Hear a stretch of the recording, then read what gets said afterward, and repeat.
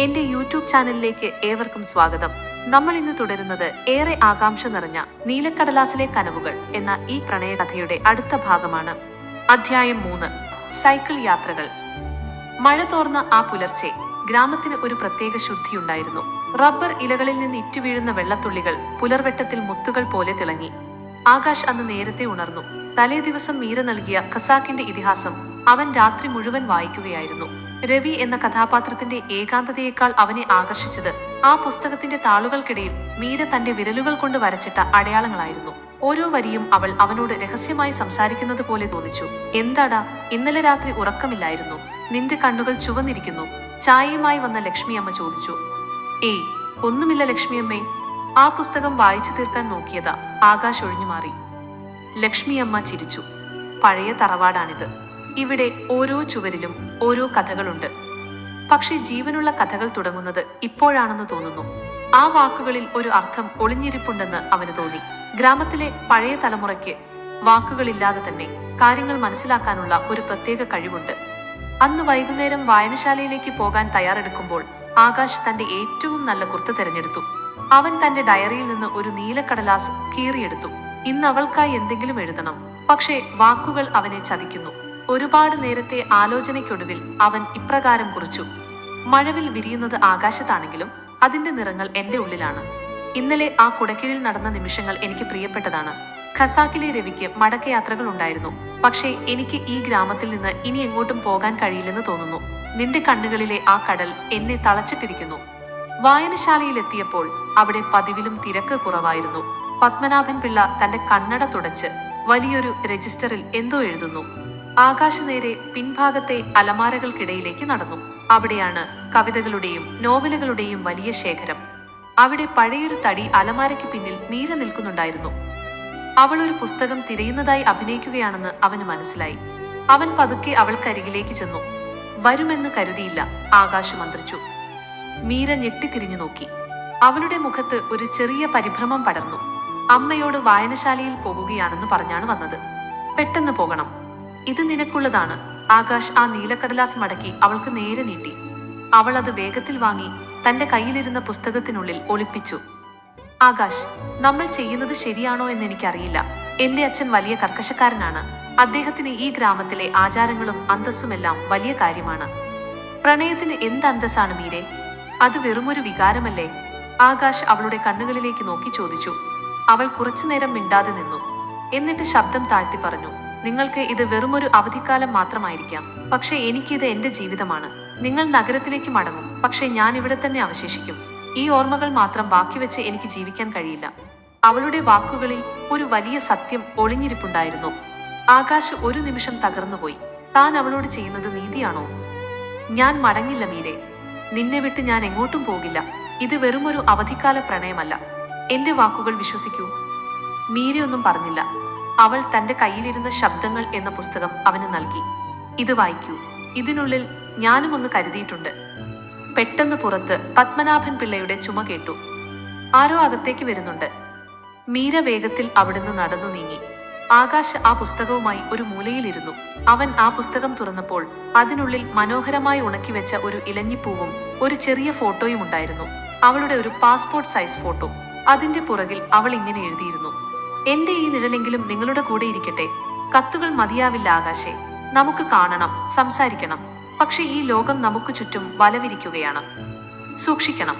ആ ഫോട്ടോ നെഞ്ചോട് ചേർത്ത് ആകാശ് കണ്ണടച്ചിരുന്നു.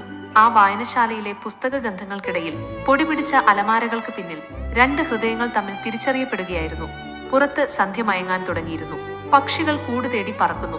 ആകാശ് തന്റെ സൈക്കിളിൽ തറവാട്ടിലേക്ക് മടങ്ങുമ്പോൾ അവന്റെ പോക്കറ്റിലെ ആ നീലക്കടലാസ് പോലെ തന്നെ അവന്റെ ജീവിതവും പുതിയൊരു നിറം കൈവരിച്ചിരുന്നു. രാത്രിയിൽ മുത്തച്ഛൻ ചാരുകസേരയിലിരുന്ന് പതുക്കെ പാടുന്നത് അവൻ കേട്ടു. ഓർമ്മകൾ ഓടിക്കളിക്കാൻ വരുന്നു. ഓമനെ നീയെവിടെ? ആ പാട്ട് കേട്ട് ആകാശ് ചിന്തിച്ചു. ഓർമ്മകൾ ഉണ്ടാകുന്നതിനേക്കാൾ മുൻപേ പ്രണയമുണ്ടാകുന്നത് എത്ര മനോഹരമാണ്. അവൻ തന്റെ ഡയറി തുറന്നു. ഇന്ന് ഞാൻ അവളുടെ മുഖം എന്റെ കയ്യിൽ തൊട്ടു. വാക്കുകളിലൂടെയല്ല, ഒരു നിഴലിലൂടെ. അവൻ ഇപ്രകാരം അവസാനിപ്പിച്ചു. ഇടവഴിയിലെ കശുമാവുകൾ പൂത്തുനിൽക്കുന്ന ആ മെയ് മാസത്തിലെ ഉച്ചതിരിഞ്ഞ നേരം അന്തരീക്ഷത്തിൽ കശുമാങ്ങയുടെയും ഉണങ്ങിയ ഇലകളുടെയും ഒരു പ്രത്യേക ഗന്ധം തങ്ങി നിൽക്കുന്നു. ആകാശ് തന്റെ മുത്തച്ഛന്റെ പഴയ ഹെർക്കുലീസ് സൈക്കിൾ തുടച്ചു വൃത്തിയാക്കുകയായിരുന്നു. ചെയിനിലെ തുരുമ്പും ടയറിലെ പൊടിയും മാറ്റുമ്പോൾ അവന്റെ മനസ്സിൽ മീരയുടെ മുഖം തെളിഞ്ഞു വന്നു. തലേ ദിവസം വായനശാലയിൽ വെച്ച് അവൾ തന്ന ആ ചെറിയ ഫോട്ടോ ഇപ്പോൾ അവന്റെ ഷർട്ടിന്റെ പോക്കറ്റിൽ ഹൃദയത്തോട് ചേർന്നിരിപ്പുണ്ട്. എങ്ങോട്ടാണ് ഈ ഉച്ചവെയിലത്ത്? ഉമ്മറത്തിരുന്ന് മുറുക്കാൻ ഇടിച്ചുകൊണ്ടിരുന്ന മുത്തച്ഛൻ ചോദിച്ചു. ഒന്ന് ചുറ്റിക്കറങ്ങാൻ മുത്തച്ഛ, വായനശാല വരെ ഒന്ന് പോകണം, പിന്നെ പാടവരമ്പത്ത് അല്പം നേരം ഇരിക്കണം, ആകാശ് വിക്കലോടെ പറഞ്ഞു. മുത്തച്ഛൻ തന്റെ കണ്ണടയ്ക്ക് മുകളിലൂടെ അവനെ ഒന്ന് നോക്കി. ആ നോട്ടത്തിലെല്ലാം അറിയുന്ന ഒരു ചിരിയുണ്ടായിരുന്നു. സൂക്ഷിച്ചു പോണം, ആ പഴയ കലുങ്കിന്റെ അവിടെ റോഡ് മോശമാണ്, പിന്നെ സന്ധ്യയാകുന്നതിന് മുൻപ് മടങ്ങിയെത്തണം. ആകാശ സൈക്കിളിൽ കയറി.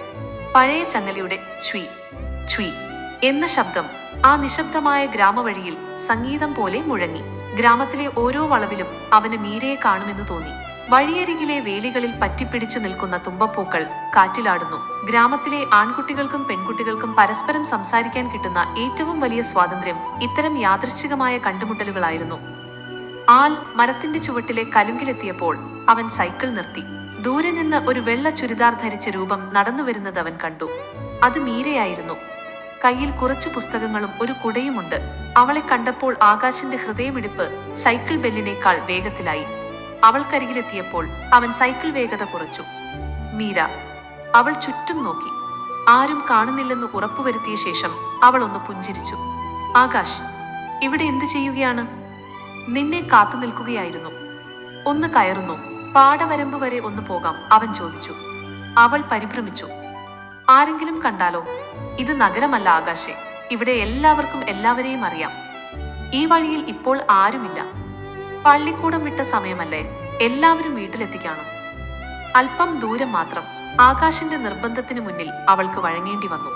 അവൾ പതുക്കെ സൈക്കിളിന്റെ പുറകിലെ കാരിയറിലിരുന്നു. അവളുടെ കൈകൾ സൈക്കിളിന്റെ സീറ്റിൽ മുറുക്കി പിടിച്ചിരുന്നു. ആകാശിന്റെ തോളിൽ തൊടാൻ അവൾക്ക് മടിയായിരുന്നു.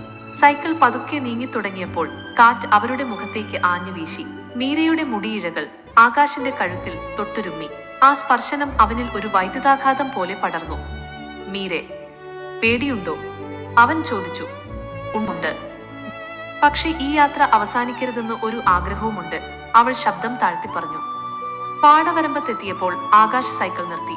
ഈ സന്ധ്യാനേരത്ത് പാടത്തിനൊരു സ്വർണ്ണ നിറമായിരുന്നു. കൊയ്തു കഴിഞ്ഞ പാടത്ത് വൈക്കോലിന്റെ ഗന്ധം നിറഞ്ഞു നിന്നു. അവർ അവിടെ ഒരു വലിയ കല്ലിലിരുന്നു. ദൂരെ ആകാശം ചുവന്നു തുടുത്തിരിക്കുന്നു. നമ്മൾ എന്തിനാണിങ്ങനെ ഒളിച്ചോടുന്നത്? ആകാശ് ചോദിച്ചു. മീര പാടത്തെ വെള്ളത്തിലേക്ക് നോക്കിയിരുന്നു. നമ്മൾ ഒളിച്ചോടുകയല്ല ആകാശേ, നമ്മൾ നമ്മുടെ ലോകം കണ്ടെത്തുകയാണ്. ഈ ഗ്രാമത്തിന് അതിൻ്റെതായ നിയമങ്ങളുണ്ട്. ആ നിയമങ്ങൾ തെറ്റിക്കുന്നവരെ അവർ ക്രൂശിക്കും. എനിക്ക് നിങ്ങളെ നഷ്ടപ്പെടുത്താൻ വയ്യ. ആകാശ് അവളുടെ കൈ മെല്ലെ ചേർത്ത് പിടിച്ചു. അവളുടെ കൈകൾ തണുത്തിരുന്നു. ഞാൻ നിന്നെ ഒരിക്കലും വിട്ടുപോകില്ല മീരെ. ഈ സൈക്കിൾ യാത്ര പോലെ ലളിതമായിരിക്കണം നമ്മുടെ ജീവിതം. ഒരുപാട് ബഹളങ്ങളില്ലാതെ വെറും പ്രണയം മാത്രം. അവൾ തന്റെ ബാഗിൽ നിന്ന് ഒരു ചെറിയ കാസറ്റ് എടുത്തു. ഇത് നിങ്ങൾക്ക് വേണ്ടിയാണ്. ഇതിൽ എനിക്കിഷ്ടപ്പെട്ട പാട്ടുകൾ ഞാൻ റെക്കോർഡ് ചെയ്തിട്ടുണ്ട്. രാത്രിയിൽ ഒറ്റയ്ക്കിരിക്കുമ്പോൾ ഇത് കേൾക്കൂ. ഇതിലെ ഓരോ വരിയും ഞാൻ നിങ്ങളോട് പറയാൻ ആഗ്രഹിക്കുന്നതാണ്. ആകാശ് ആ കാസറ്റ് വാങ്ങി. ഒരു കാസറ്റ് സമ്മാനമായി നൽകുന്നത് ഇന്നത്തെ വലിയ വാഗ്ദാനങ്ങളെക്കാൾ മൂല്യമുള്ളതായിരുന്നു. പതുക്കെ ഇരുട്ട് പടരാൻ തുടങ്ങി. ദൂരെ വീടുകളിൽ വിളക്കുകൾ തെളിയുന്നു. ഇനി പോകണം. അമ്മ തിരക്കും. മീര എഴുന്നേറ്റു. തിരികെ വരുമ്പോൾ അവർ സംസാരിച്ചില്ല. സൈക്കിളിന്റെ ശബ്ദവും ദൂരെയുള്ള ചീവീടുകളുടെ കരച്ചിലും മാത്രം. മീരയുടെ വീടിനടുത്തുള്ള വളവിൽ അവൾ ഇറങ്ങി. നാളെ കാണാം, അവൾ പതുക്കെ പറഞ്ഞു മറഞ്ഞു. വീട്ടിലെത്തിയ ആകാശ് വേഗം തന്റെ വോക്ക്മാൻ എടുത്തു. ആ കാസറ്റ് അതിലിട്ടു. പതുക്കെ ആ പാട്ട് ഒഴുകി വന്നു. നീലക്കടമ്പിൽ ലാസ്യമലരുകൾ നിനക്കായി വിരിഞ്ഞു നിൽപ്പൂ. മൗനത്തിൻ കൊമ്പിൽ തേനൂറും മോഹം നിനക്കായി കാത്തു നിൽപ്പൂ. ആ പാട്ട് കേൾക്കുമ്പോൾ ആകാശ് കണ്ണടച്ചു. സൈക്കിളിലിരുന്ന് മീര തന്റെ തോളിൽ പിടിച്ച ആ നിമിഷം അവൻ വീണ്ടും ഓർത്തു. ഈ ഗ്രാമവഴികളിലൂടെ ഇനിയും ഒരുപാട് യാത്രകൾ ചെയ്യാനുണ്ടെന്ന് അവൻ ഉറപ്പിച്ചു. പക്ഷേ ഇരുട്ടിൽ ആരെങ്കിലും തങ്ങളെ ശ്രദ്ധിച്ചിരുന്നോ എന്ന ഭയം അവന്റെ ഉള്ളിൽ എവിടെയോ ഒരു കനലായി അവശേഷിച്ചു. ഈ കഥയുടെ ബാക്കി ഭാഗങ്ങൾ കേൾക്കാൻ ദയവായി ഈ ചാനൽ സബ്സ്ക്രൈബ് ചെയ്യുക. വീഡിയോ ഇഷ്ടപ്പെട്ടെങ്കിൽ ലൈക്ക് ചെയ്യാനും കൂട്ടുകാർക്ക് ഷെയർ ചെയ്യാനും മറക്കരുത്. എല്ലാവർക്കും നന്ദി.